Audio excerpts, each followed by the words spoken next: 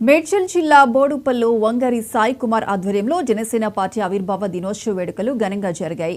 తెలంగాణ రాష్ట్రంలో రానున్న ఎన్నికల్లో గ్రామ స్థాయి నుండి రాష్ట్ర స్థాయి వరకు జనసేన పార్టీని బలోపేతం చేయడమే లక్ష్యంగా ముందుకు సాగుతామని చెప్పారు. అంతేకాకుండా తెలంగాణలో ఎన్డీఏ ప్రభుత్వాన్ని అధికారంలోకి తీసుకురావడానికి జన సైనికులంతా కృషి చేస్తామని తెలిపారు. నిలబడుతున్నాం మేము.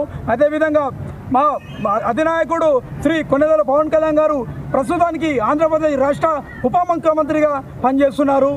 అతన్ని ఎంతోమంది 2 చోట్ల ఓడిపోయారు అని చెప్పి కూడా ఎంతోమంది ఈలన చేసినటువంటి వారికి ఈరోజు మనం చూసుకున్నట్టయితే భారతదేశంలో ఉన్నటువంటి 29 రాష్ట్రాల్లో జనసేన వైపు చూసే విధంగా ఈరోజు మా స్థాయి అక్కడి దాకా పోయింది.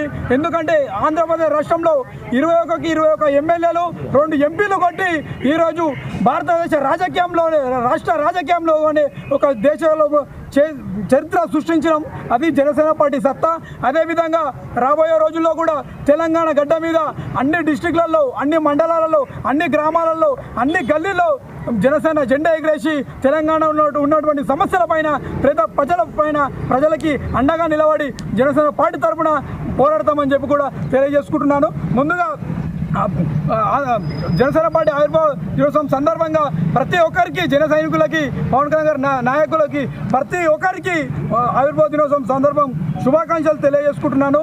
నేను జనసేన పార్టీ బోడుపల్లో ఎప్పటి నుంచో జెండా ఎగిరేద్దామని అనుకుంటున్నాను.